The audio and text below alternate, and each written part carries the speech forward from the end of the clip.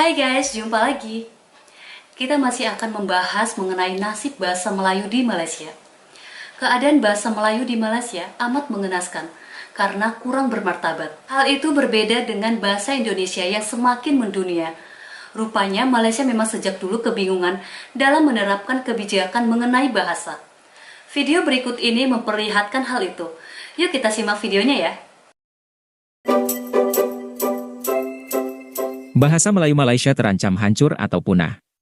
Karena itu Profesor Malaysia berusaha menyelamatkannya dengan segala cara. Antara lain dengan mendompleng atau memanfaatkan bahasa Indonesia. Jangan heran jika mereka berusaha memaksa bahasa Indonesia disebut sebagai bahasa Melayu. Misalnya, cara-cara kotor lewat pernyataan seperti ini. Bahasa dari segi ilmu ialah bahasa Melayu. Tapi apabila digunakan pada tahap negara masing-masing, namanya berubah-ubah kepada bahasa Melayu Brunei, bahasa Melayu Singapura, bahasa Melayu di Indonesia yang bernama bahasa Indonesia, bahasa Melayu di Malaysia. Kita ambil contoh bahasa Inggeris ya. Bahasa Inggeris itu sebagai bahasa ilmiahnya. Sebagaimana bahasa Melayu itu bahasa ilmiahnya. Bahasa Inggeris tidak berubah menjadi bahasa Amerika, bahasa Australia, bahasa Kanada, bahasa New Zealand, tetapi tetap bahasa Inggeris. Sungguh keliru bila nama bahasa Melayu disebut sebagai istilah ilmu semata.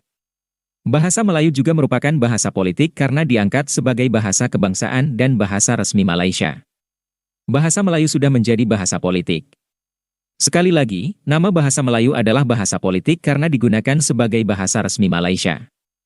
Dan membandingkan bahasa Melayu dengan bahasa Inggris juga tidak tepat. Itu adalah analogi akal-akalan Profesor Malaysia untuk mendompleng bahasa Indonesia. Di Google Translate pun, bahasa Inggris hanya satu. Tak ada bahasa Inggris Amerika atau Australia. Adapun bahasa Indonesia dan bahasa Melayu jelas dipisah karena memang merupakan bahasa yang berbeda. Nah, Profesor Nik Safiah Karim juga tidak konsisten, karena dalam ceramahnya yang lain ia menekankan pentingnya bahasa bagi identitas bangsa, bahkan lambang kedaulatan. Jadi sebetulnya bahasa Melayu adalah lambang kedaulatan Malaysia. Adapun bahasa Indonesia adalah lambang kedaulatan negara Indonesia. Berikut ini videonya. Profesor Lepage misalnya bercakap tentang bahasa kebangsaan sebagai salah satu daripada lambang kedaulatan. Sebagaimana nama baru negara itu, lagu kebangsaan baru, bendera baru menjadi lambang-lambang kedaulatan, maka bahasa kebangsaan juga merupakan lambang kedaulatan sebuah negara yang baru memperoleh kemerdekaan daripada penjajah. Dan ini dikaitkan dengan sikap yang mempunyai hubungan yang rapat dengan dua perasaan. Satu, perasaan bangga dengan bahasa sendiri, language pride, dan perasaan setia terhadap bahasa kebangsaan diri atau language loyalty. Apabila ini tidak ada, apabila tidak ada language loyalty, tidak ada language pride, kedudukan bahasa kebangsaan amat sukar dicapai. Dan di Malaysia, ini merupakan salah satu daripada masalahnya. Ya? Sebab masyarakat majmuk, terutama dalam kalangan penutur yang bahasa kebangsaan, bahasa Melayu bukan bahasa ibunda mereka, tidak wujud language pride dan tidak wujud language loyalty.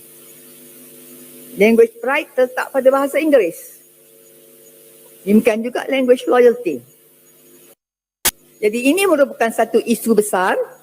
Bahkan soal language pride dan language loyalty juga wujud dalam kalangan sikap penutur-penutur bahasa asli bahasa Melayu. Itulah guys, sejak semula Malaysia memang sudah tidak percaya dengan bahasa Melayu, karena bahasa Melayu memang belum baku. Adapun bangsa Indonesia berhasil menjadikan bahasa Melayu menjadi bahasa modern. Bahasa itu kemudian diberi nama Bahasa Indonesia.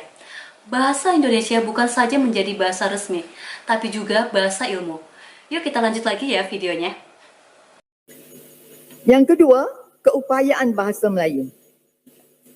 pejuang bahasa Melayu tidak mempunyai masalah dari segi keyakinan bahawa bahasa Melayu mampu menjadi bahasa moden, menjadi bahasa pengantar, menjadi bahasa pentadbiran negara.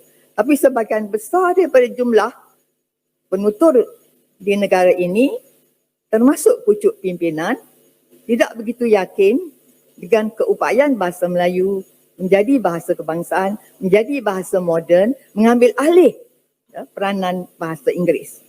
Maka itulah menjadi satu hambatan yang sebenarnya hambatan dalam diri, seperti kata Datuk tadi, ya. Bukan soal keupayaan bahasa untuk mengungkapkan segala ilmu pengetahuan baru, segala aspirasi baru, tetapi yang menjadi soalnya ialah keupayaan penutur bahasa itu sendiri. Tetapi ibarat orang yang tak pandai menari, yang dipersalah ialah lantainya. Maka dikatakan bahasa Melayu tidak mampu, walhal sebenarnya dirinya yang tidak mampu. Dirinya yang berpendidikan bahasa Inggeris, yang di rumah pun bercakap dalam bahasa Inggeris, yang tidak mampu mengungkapkan buah fikiran dalam bahasa Melayu yang betul, yang tidak mengikuti perkembangan peristilahan dan perkembangan kosakata, maka dia tidak mampu mengungkapkan dengan baiknya buah fikiran dalam bahasa Melayu, maka dikatakan bahasa Melayu tidak mampu.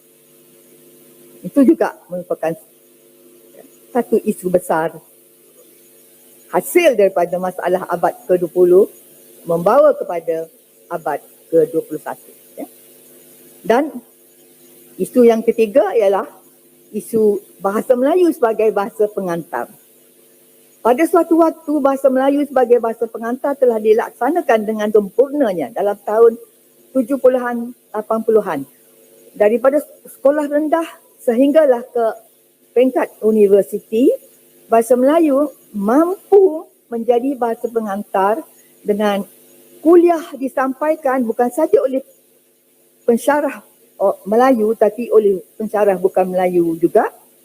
Tesis sarjana dan kedoktoran ditulis dalam bahasa Melayu dan syarahan perdana dia sampaikan dalam bahasa Melayu.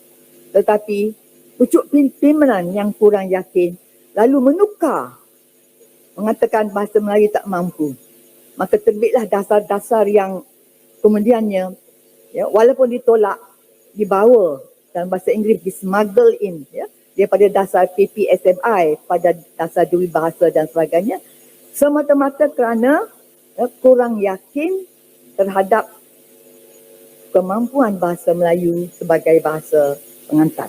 Ya. Begitulah teman-teman, sikap Malaysia yang kurang bermartabat. Setelah bahasa Melayu mereka gagal, Malaysia berusaha mendompleng bahasa Indonesia yang telah sukses. Tapi, upaya itu tak akan berhasil.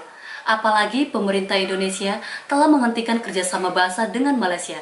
Artinya, Malaysia harus belajar mengembangkan bahasa mereka sendiri tanpa harus mendompleng pada Indonesia. Terima kasih ya teman-teman sudah menonton video dari kami. Semoga bermanfaat dan sampai jumpa lagi.